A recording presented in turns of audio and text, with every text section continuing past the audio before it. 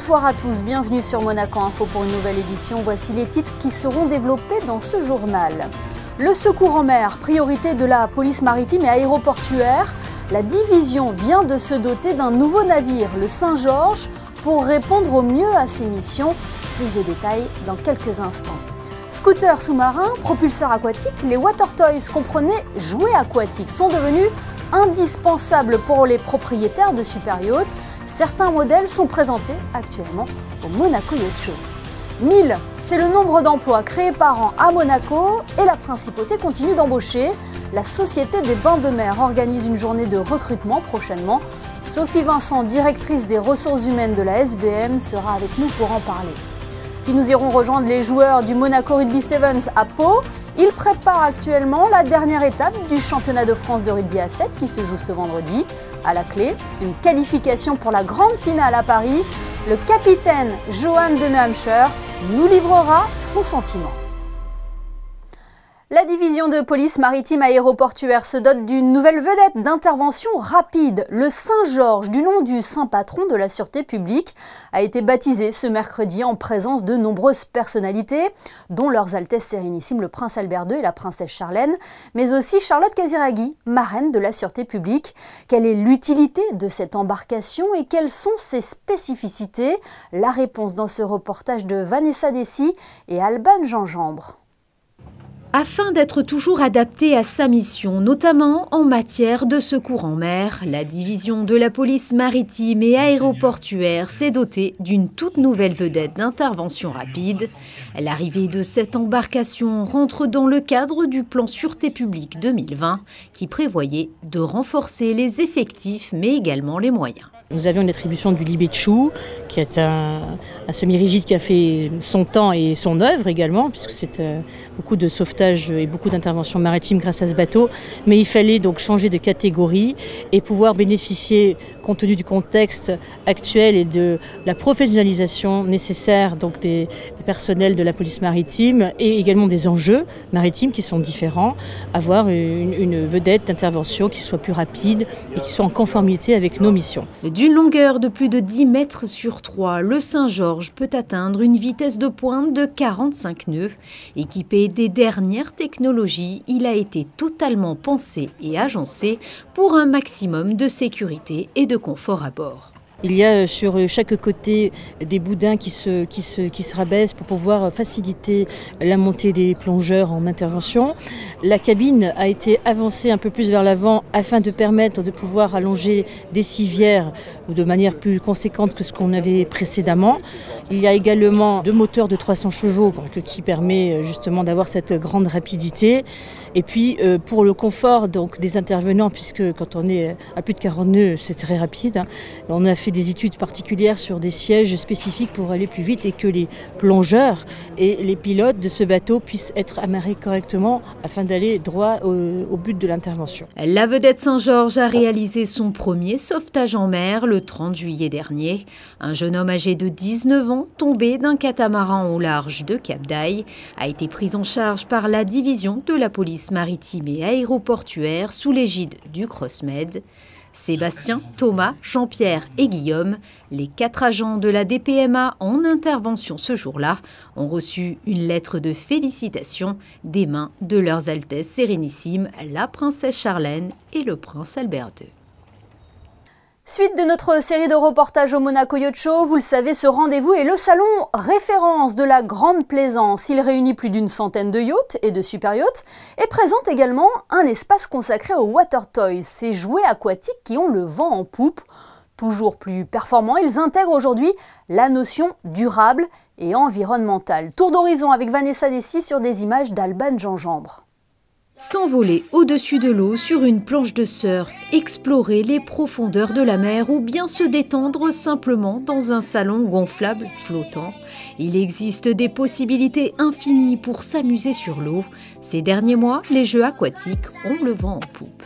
Il faut s'occuper sur les bateaux, donc c'est bien d'avoir un grand bateau, mais quand on est à l'ancre, il faut pouvoir s'amuser. Donc voilà, on est là pour ça, pour s'amuser et puis pour aussi exploiter la mer qui se trouve autour du bateau, donc agrandir l'espace avec des plateformes gonflables. On équipe de plus en plus d'hôtels d'hôtels, de bateaux de croisière. Enfin, le marché s'élargit. Le développement des batteries lithium et de nouveaux moteurs électriques plus légers mais puissants ont ouvert d'immenses opportunités, notamment autour du volet écologique. Et on était par exemple sur les jet surf des planches thermiques jusqu'à présent, jusqu'à il y a 2-3 ans, et maintenant on se développe sur l'électrique. Donc ouais, de plus en plus de jouets électriques, et les gens demandent aussi de plus en plus de l'électrique ou des biocarburants, enfin voilà, des choses écologiques. Une prise de conscience, oui, peut-être un peu écologique, mais aussi sur le bruit. Parce que c'est vrai qu'avant, tout ce qui était thermique, les jet skis et autres faisaient beaucoup de bruit. Aujourd'hui, avec l'électrique, on n'a plus cette nuisance sonore quand on est à l'ancre et autres dans des baies au crème. Les batteries pèsent quand même un certain poids. Donc ouais, là maintenant, la recherche, c'est vraiment d'équilibrer entre le zéro émission et le côté léger aussi de la machine. Le jet surf, c'est la dernière nouveauté du moment, née de l'envie et du besoin de repousser sans cesse davantage les limites des sports nautiques traditionnels. Il est aujourd'hui le jet à bras le plus léger du marché. Le mois de septembre en Principauté est placé sous le signe de l'attractivité. Monaco reste le bassin d'emploi le plus dynamique des Alpes-Maritimes.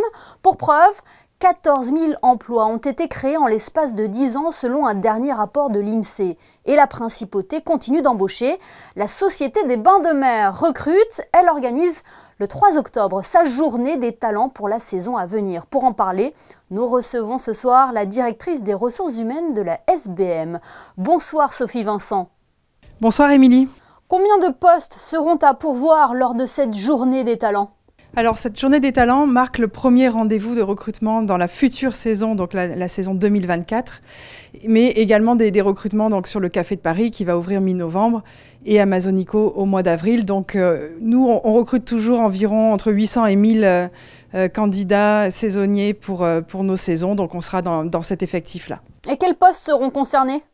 Tous les postes de l'hôtellerie et de la restauration, des postes opérationnels, donc brigade de salle, brigade de cuisine, et puis tous les postes saisonniers que l'on a traditionnellement sur les activités nautiques, sur les spas, sur la sécurité, enfin vraiment tous les postes en renfort de nos équipes pour les belles saisons que nous vivons actuellement.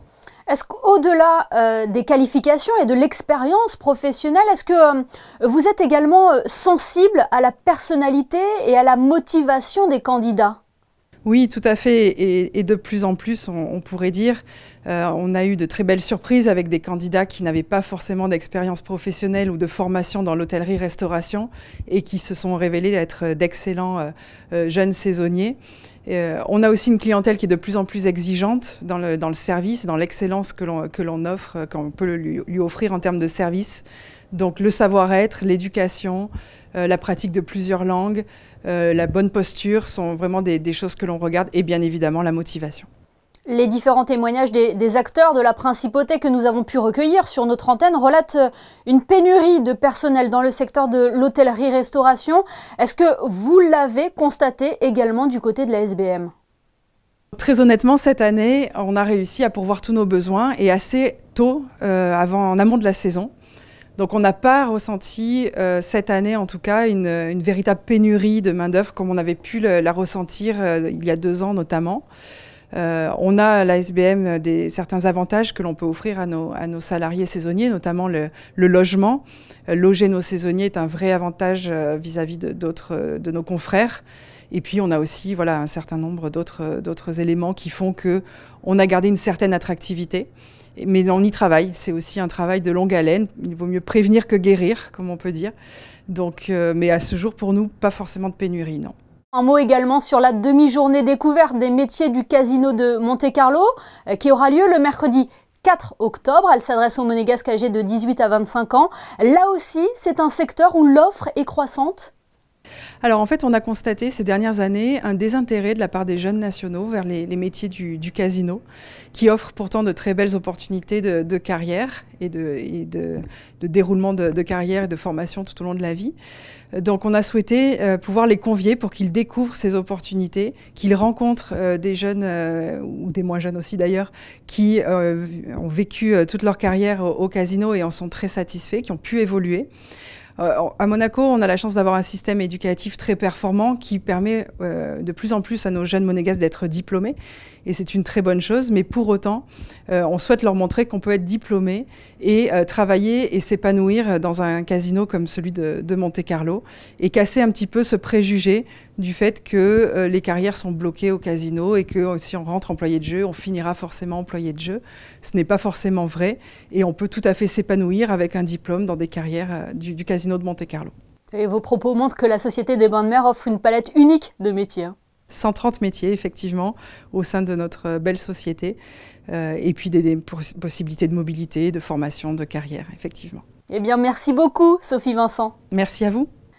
Elle marque la fin d'un cycle de plusieurs années de formation intensive et les premiers pas dans le monde professionnel. La cérémonie de remise de diplôme des instituts de formation en soins infirmiers et d'aides-soignants de Monaco a eu lieu ce jeudi en présence de son Altesse Royale la Princesse de Hanovre. Le récit de Fabien Bonilla. C'était encore des élèves il y a quelques minutes et ce sont de nouveaux infirmiers et aides-soignants, 29 infirmiers et 13 aides-soignants pour être précis. Cette remise des prix s'est déroulée dans l'amphithéâtre du CHPG en présence de la marraine de l'école, son Altesse Royale, la Princesse de Hanovre. Cet institut de formation a été créé en 1929 et a formé depuis 94 ans plusieurs milliers d'infirmiers et la promotion IFSI Alexia Barrier 2020-2023 est un bon cru. Je pense que c'était des jeunes qui très vite ont réalisé à quel point cette formation n'était pas comme les autres. Cette formation, elle était empreinte de règles, de respect, de rigueur, mais surtout de travail bienveillant ensemble. Et dans cette promo, ils ont été dans cette aide et ils ont conjugué au quotidien les valeurs de la profession. Donc je pense que c'est une belle promotion. Beaucoup sont déjà sur le CHPG. Sur les 29 nouveaux infirmiers, 21 ont été embauchés au CHPG, tandis que sur les 13 aides-soignants, 9 resteront au centre hospitalier Princesse Grace. 3 années intenses, riches en émotions. Et finalement, on ne naît pas soignant et on le devient. Et ici, on a pu apprendre les belles valeurs de la profession et j'espère qu'elles se reflèteront dans le prendre soin avec les patients. C'est vrai qu'on est des petites promotions d'une trentaine d'élèves à peu près, donc on se connaît tous, on a tous eu nos difficultés, nos moments de joie, de peine, etc. pendant la formation, donc on va garder surtout ça sous le coude et puis les mauvais moments aussi, mais ça me sert comme force pour l'avenir. Comme souvenir, eh bien, une bonne ambiance au sein de ma promotion, un bon binôme avec la promotion d'infirmiers et beaucoup d'exigences, mais beaucoup de satisfaction aussi. Ils sont passés d'étudiants à professionnels, une chrysalide qui a pris 3 ans pour les élèves infirmiers et 1 an pour les aides-soignants. Après tous ces efforts et avant de passer une grande partie de leur vie au service des autres, l'heure est à la joie et à la fête.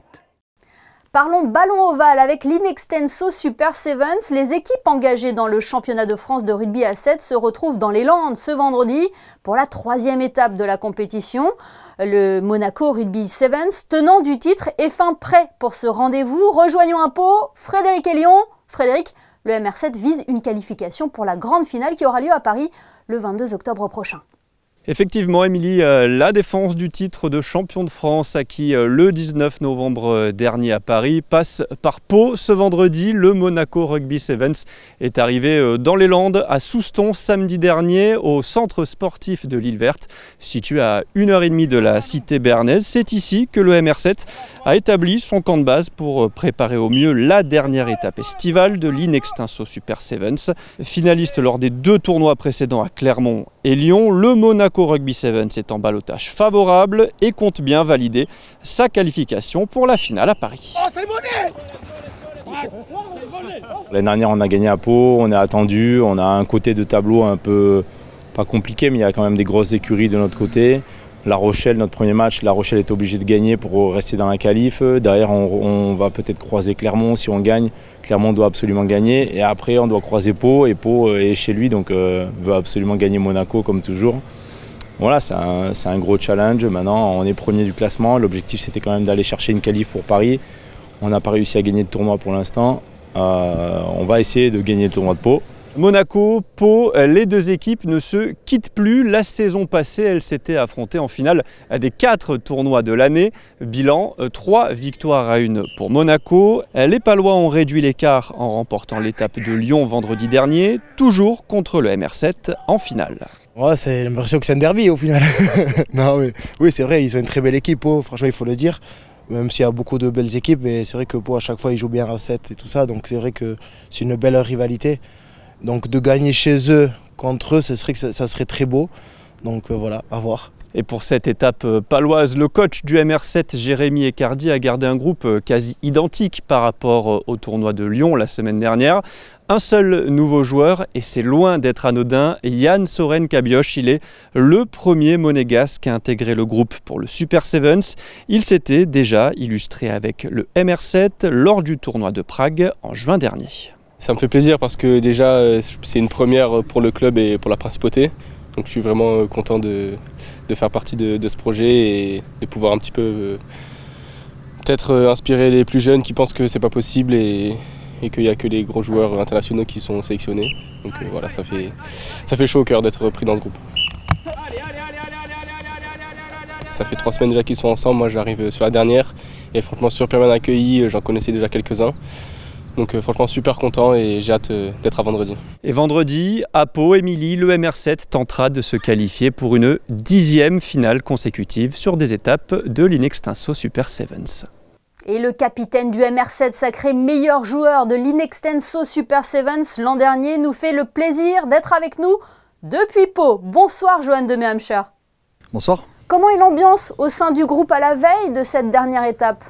Eh bien, l'ambiance est plutôt bonne. On arrive sur notre 3e semaine d'entraînement et de compétition. Donc on essaie d'amener un maximum de fraîcheur et toujours pareil, on est à fond sur nos moments de convivialité dans le groupe pour garder une atmosphère saine pour le travail et conviviale. Donc ouais, on est bonne ambiance et on a hâte d'être à demain. Ouais, l'objectif est clairement affiché, aller chercher cette victoire à Pau après les 2 actes manqués. Pour la confiance, ça serait bon. Ouais, c'est ça. Déjà, on va devoir passer les premiers tours parce qu'il y a de très belles équipes cette année et on a les premiers tours on a un tableau qui est quand même assez qui est très relevé. Donc voilà, on va y aller petit à petit, mais voilà, essayer d'accéder à cette finale. On va tout faire pour et on a tout mis en amont on a tout fait pour y arriver. Donc voilà, et si on y est, bien sûr, c'est de remporter le tournoi et comme ça avoir une grosse confiance pour aborder le tournoi final à Paris dans un peu moins d'un mois. Ouais, parce qu'il y a un titre de champion de France à défendre. On a un titre de champion de France à défendre effectivement et on a fait de superbes perfs l'année dernière. Je pense que cette année les perfs sont très bonnes aussi. Il manque 2 minutes sur les 2 finales qu'on a loupées pour pouvoir soulever les trophées de des étapes qu'on a eu jusqu'à présent. Donc voilà, on aimerait aller le plus loin possible sur celle-là, défendre la dernière étape à Pau de l'année dernière qu'on a gagnée et puis effectivement engranger de la confiance pour défendre notre titre de champion de France de l'année dernière. Johan, vous l'avez dit, on a l'impression que le niveau du tournoi progresse au fil des années. Ouais, exactement. Chaque équipe joue de plus en plus le jeu. Il y a des formations qui jouent ensemble pendant l'été, d'autres qui ont des projets depuis déjà quelques années. Et on voit que ça commence à vraiment vraiment bien prendre. Donc les matchs et la compétition est de plus en plus relevée. C'est de plus en plus dur d'enchaîner les performances sur chaque match, sur les 4 matchs de la journée. Donc voilà, c'est super pour le niveau du tournoi, c'est super pour nous préparer pour la suite et en plus c'est bien pour le spectacle, donc voilà, ouais, c'est cool. On le précise, les joueurs du MR7 n'évoluent pas ensemble tout au long de l'année, même si vous pratiquez le même sport, il faut rapidement trouver cette alchimie qui est nécessaire pour performer sur le terrain. Ouais, exactement, c'est la particularité du MR7, c'est qu'on se retrouve là, par exemple on est ensemble depuis 3 semaines, donc c'est au bout de 3 semaines qu'on commence à trouver quelques automatismes. Chacun joue, effectivement, chacun est plutôt spécialiste de rugby à 7, mais on évolue dans des championnats différents. Il y en a qui n'évoluent plus du tout, qui jouent plus, il y en a qui évoluent dans les championnats amateurs, d'autres pros. Donc il faut trouver une homogénéité et trouver quelque chose là-dedans qui fait que en 3 semaines c'est court, mais on arrive à faire quand même de belles choses et voilà, c'est un peu l'enjeu de trouver une certaine alchimie qui va nous permettre de performer en fait. J'en profite, Johan, un mot sur la Coupe du Monde de rugby. Quel regard portez-vous sur cette équipe de France? C'est une équipe qui, quand elle est en confiance, est capable d'imposer de grosses séquences et d'imposer son rugby. Donc j'espère que ça va être le cas jusqu'à la fin de la compétition et qu'on va pouvoir aller au bout. Et en attendant le prochain match des Français la semaine prochaine face à l'Italie, on suivra le MR7 dans cette dernière étape de l'Inextenso Super Sevens. Premier match ce vendredi à 11h44 exactement, Johan, contre La Rochelle. Hein. C'est ça, exactement. Bon, merci à vous et puis bonne dernière étape. Merci beaucoup, bonne soirée. En basket, la Roca Team a annoncé aujourd'hui le prêt de Ioan Makoundou au club monténégrin de Podgorica pour une durée d'1 an. L'ailier fort monégasque va ainsi pouvoir s'aguerrir au Monténégro tout en emmagasinant du temps de jeu. Il aura aussi une belle carte à faire valoir en disputant l'Eurocup. Parlons de toute autre chose à présent. Chaque année, des élèves de la Principauté se mettent dans la peau d'un critique littéraire pour élire le coup de cœur des lycéens, un prix qui sera remis lors de la cérémonie de la Fondation Prince-Pierre de Monaco. Christine Datomel et Lionel Bernardi ont suivi les échanges et les délibérations du jury. Ce sont 32 élèves issus de première qui viennent d'élire le coup de cœur des lycéens. Issus de différents établissements scolaires de la Principauté, ces élèves avaient l'an passé retenu 5 romans sur 8 en lice. Une reine de Judith Elmaleh, Biche de Mona Messine, Par-delà l'attente de Julia Minkowski, Lulu de Léna Paul Le Garec et le professeur d'anglais de Mathieu Pierret. Après avoir lu les ouvrages avec attention, les jeunes lecteurs viennent donc d'élire leur coup de cœur, un exercice qui les a, semble-t-il, beaucoup séduits. Cet exercice, ça m'a plu de pouvoir parler avec les autres tables, de pouvoir échanger sur des livres, sur des sujets et de pouvoir avoir l'avis de chacun parce que c'est aussi intéressant d'avoir un regard objectif sur son livre et d'avoir aussi les critiques des autres, les accepter et puis voir parce que certaines peut-être étaient vraies.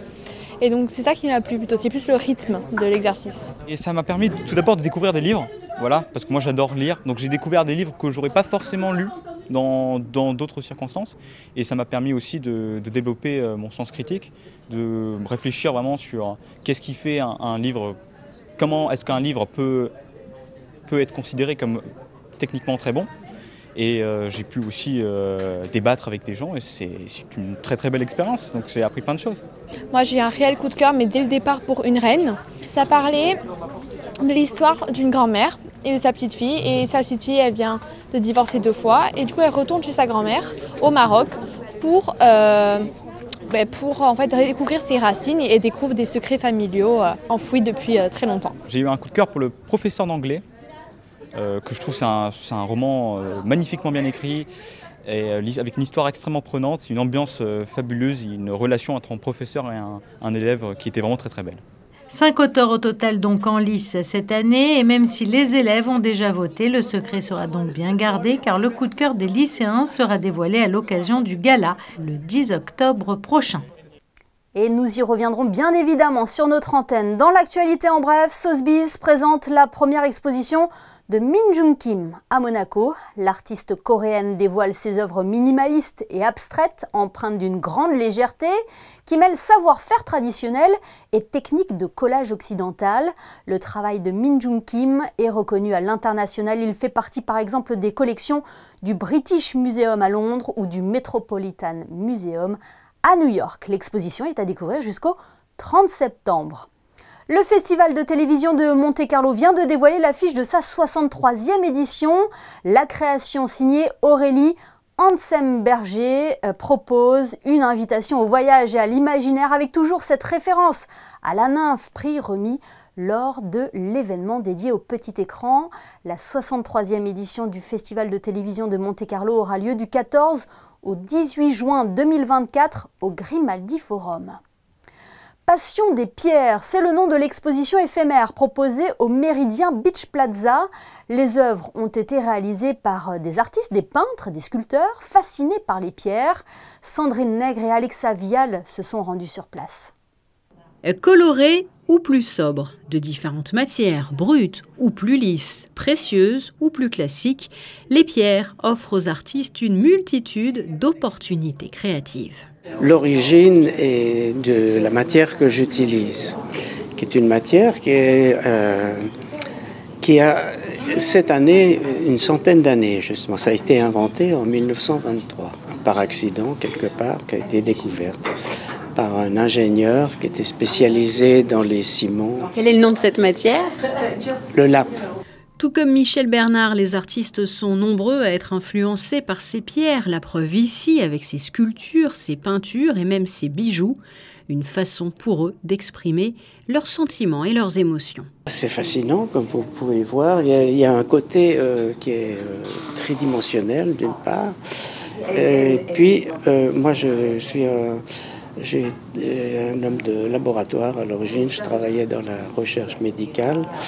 Et je travaillais aussi dans une technique de microscopie tridimensionnelle. La dimension, autre thème phare de cette exposition, car vous le voyez, les pierres travaillées permettent effectivement aux artistes de sortir du cadre classique pour faire jaillir des formes diverses et de nombreux reliefs. Quel temps fera-t-il ce vendredi en Principauté? Il est l'heure de vos prévisions météo avec Yannick de Bever. Bonsoir Yannick. Bonsoir Émilie, bonsoir à tous. Le temps est toujours au beau fixe à la veille de ce week-end. Il y aura toujours cette petite brise habituelle dans l'air monégasque, mais rien de désagréable. Les températures sont toujours très bonnes, 22 degrés le matin et 26 l'après-midi. Ce vendredi 29 septembre, nous fêtons Saint-Michel et cela vaut bien un petit dicton du jour. Si les hirondelles voient Saint-Michel, l'hiver n'arrive qu'à Noël. Toujours l'info en plus. Merci Yannick et merci à vous de votre fidélité. On referme ce journal avec les photos de Frédéric Nébinger et l'exposition Humanoïde de Georges Condo qui est à découvrir ou redécouvrir jusqu'à dimanche à la Villa Paloma. Demain, retrouvez Julia Vial à la présentation de ce JT. Quant à nous, on se retrouve lundi. Excellente soirée à tous sur Monaco Info.